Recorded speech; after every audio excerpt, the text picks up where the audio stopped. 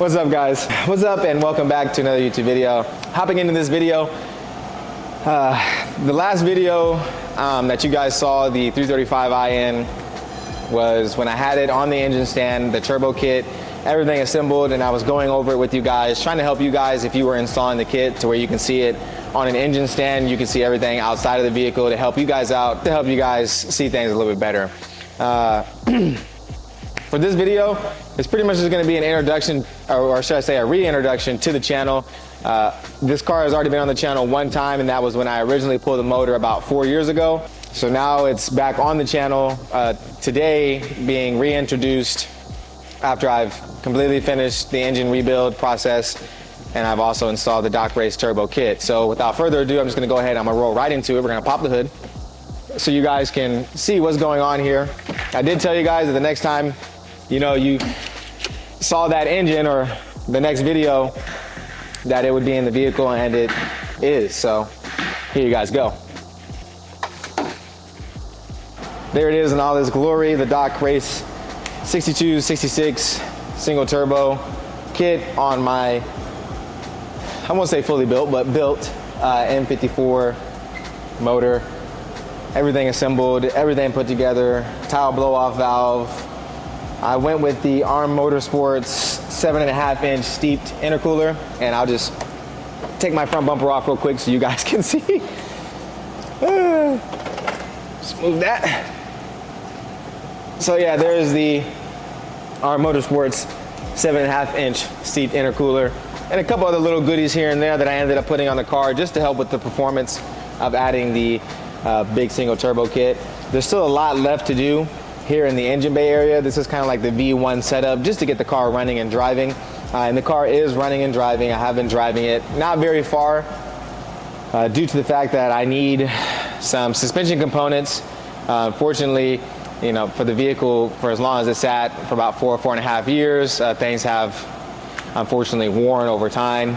So I really can't drive too far. I really don't want to drive too far right now anyway, just for peace of mind purposes. I keep the 335 close to the shop just in case something does break or something does happen, so I can fix it really quick. But for right now, like I said, the car is running and driving. It does drive good. There is a couple of little kinks here and there. I am still working out. This is the first time I've ever done something like this. First time I've built an engine. This is the first time I've put on a big single turbo kit, so I'm kind of just working out the kinks as I go and learning along the way. But to kind of dive into this car, just a little bit about it, how long I've had it and why I've kept it so long. Before this car, I had a 3 Series, I had an E36. That was my first BMW that I fell in love with. After I lost that car due to an unfortunate accident from a Mustang, crowd killers, also BMW killers apparently. I got this car, and I got this car back in 2016. It was completely bone stock, and if I have some photos, I'll upload them so you guys can see what I'm talking about. But it was completely bone stock at the time. I pretty much have done everything to it since then, modification-wise. Right now, it's currently sitting on KWV1 coilovers for the coilover suspension that it's on. Unfortunately, one of my struts in the rear blew out. That's why I really can't drive too far with it, because it kind of clunks and it makes a whole bunch of weird noises that aren't good. So I need to order another KWV1 suspension kit. The OEM BMW E9X M3 competition wheels. The vehicle is finished in Alpine white. It is 6-speed manual with coral red interior.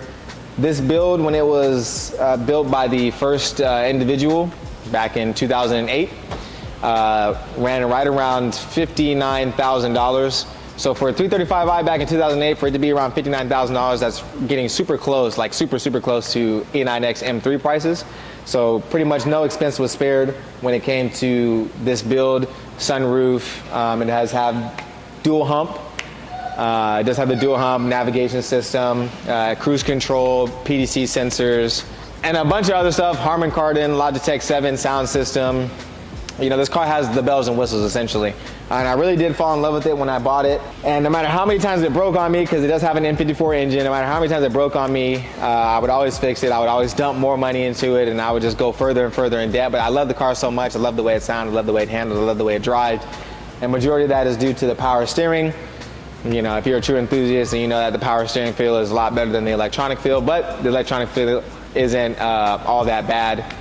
In my opinion, as most of you do know who are watching this video, if you're subscribers, you know that I had an F80 M3 that I unfortunately lost pretty recently, which motivated me to put more time and money and effort into this, because the actual goal was to have not only the M3, but to also have this 335 running at the same time. So it was to have the mineral white F80 with the Shakir orange or red interior with my Alpine white with the coral red interior combination, one being DCT, one being manual, having them both running and driving at the same time.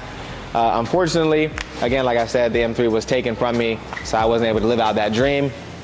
So like I said, all the money and allocation and time has gone into this. And again, I do have the car running and driving. It is operating. I will start it for you guys before this video ends. I've kept this car for as long as I have because, you know, I've just grown attached to it, a bond to it. I can't let it go. Even after the engine blew, even after all the money that I've put into it, I still can't let it go. It's not, I don't want to say it's an addiction, but it's a passion. It's a passion, and, you know, I could say that I love this car. I'm in love with this car and everything about it. So, you know, I personally will spare no expense and fully restoring this car, and that's what I do plan on doing. I do plan on fully restoring this car inside and out. I already plan to have the entire thing repainted, exterior wise at least. A full engine bay overhaul to make everything nice and pretty. Interior overhaul, just making things a little more, I don't want to say mature, but just cleaner, because 19, 18-year-old me had different visions back then, and back in 2017, 2018, there was a lot of other kind of things going on in the car industry when it came to customization. And I'll show you one real quick, just so I'm not talking you guys to death and you're bored.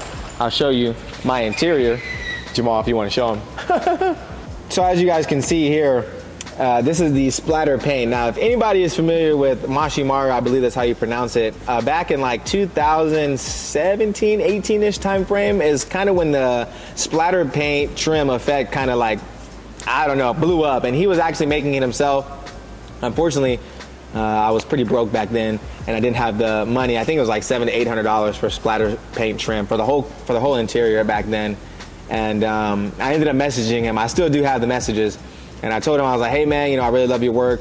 Something along the lines of that. And you know, here's what I did. You know, I'm not trying to copy you in any sort of way, but tell me, you know, what you think. And he replied, and he was like, oh man, you know, it looks great or whatever, you know, happy, something like that. It was a very long time ago. I have the message, so I'll put it up somewhere over here. But this is a splatter paint interior. Again, this is my interior, coral red interior, 6-speed manual. You know, dual hump with the navigation. So yeah, so I mean, I plan on changing up the interior. This was popular back then. You know, we're in 2023 now. I am a little bit older, so I think I'm going to get a more of a cleaner look for the interior wise, a little bit more of a performance look for the interior wise. Definitely going to get a different steering wheel, definitely going to get a different trim. More than likely we'll get different seats. Just small things to start out with, just to try and gauge where I want to go and how I want to go about it. Maybe even a roll cage, rear seat delete, because this is a coupe, and I don't know if you guys can tell by my interior, but it's pretty clean, and this car, the body anyway, has 107,000 miles on it. If you guys saw my M3, you know that I take very good care of my cars inside and out, and I have tried to do that same thing with this car when I had it. So with 107,000 miles, the interior still looks pretty good. Unfortunately, the exterior took a beating, you know, over the last 4.5 years that it was sitting outside in the sun and the rain and all the weather conditions. So other than that, that pretty much wraps it up for the interior. Exterior wise, like I said, I'm going to have it repainted. There's just a bunch of restoration that has to go into it. I do have Bay Optic headlights. As you guys can see here, there is condensation buildup. I knew it was going to happen. Again, like I said, this car has sat for a very long time, so there's a lot of things that are dry rotted, a lot of things that are broken, so on and so forth. So I do plan on sending these out and having them fully restored, complete refresh for those. Just to get the look for the headlights back, essentially. New glass for the front and the rear, and I might do some body customization front bumper wise and things like that. But for right now, the main goal and the main focus is to get as many components functioning as designed as quickly as possible. I work all day, and then at the end of the day I work on this, so it's rather draining. There's a lot of wire repairs, you know, that I still have to do. You can see some wires sticking out here and just other little things here and there, but as time goes on, everything will come together. I don't want to put a date on it because I do want to take my time at this point, because the car is running and driving, and I have been driving it. I've probably put about 200-ish miles on it since then. I'm still on the base map, but I do plan on doing some revisions from the base map here pretty soon, trying to get it, you know, more fine-tuned so I can get off the base map. I do plan on putting wheels and tires on it. I definitely need those. Again, car sat for a long time, tires are dry rotted. I've had these wheels for a very long time. I'm pretty sure there's dents and bends in them. I've powder coated them 3 times since I've had the car. The brake calipers are also powder coated in midnight black with a gold flake, and the wheels are done in like a galaxy gray too, something like that. So, you know, I just want a full refresh. You know, again, I just want to do a full restoration build from the exterior to the interior. For this car, not only for myself but for the car, because I feel like the car deserves it. You know, this car has been a joy in my life, and I want to give back to the car because the car has given so much to me, and that's why I'm willing to go to the extent that I am in order to do that. So other than that, that's really it.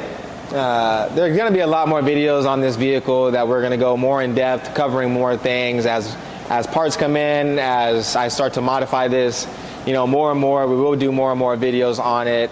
We'll do some, you know, revision runs, some data logs in it as well. You know, we'll have some, I'm definitely gonna have fun, and, you know, the channel will definitely, you know, be seeing a lot of this 335i on it, and other channels will see it as well, some of my friends. But yeah, guys, with all that being said, this is the 335i. This is the official reintroduction of the vehicle to the channel. Comment down below what you think of the 335i and the condition that it's in. What you think I may or may not do to it for wheels, for tires, for the paint, for the interior, whether I plan on, you know, doing a seat delete, whether I plan on doing, you know, what type of trims I plan on doing. Just comment whatever you feel I should do, I shouldn't do. Whatever you want to leave down below, just let me know. This is the car, this is how it sits, this is how it is. I already have a vision in my head of how I want it to be when it's all said and done. So if you guys want to comment, whatever you want to comment down below, I'm more than willing to read out them all and reply to them all, because we do appreciate you guys and the support that you have been giving us so far for the channel. We really do appreciate it. So make sure to stick around for the next video, because the next video we're going to shoot in about 30 seconds. And it's pretty much going to be talking about something I just said in this video. So if you haven't already liked, comment, and subscribe, make sure you do so. And what are you waiting for? Go ahead and click on the next video.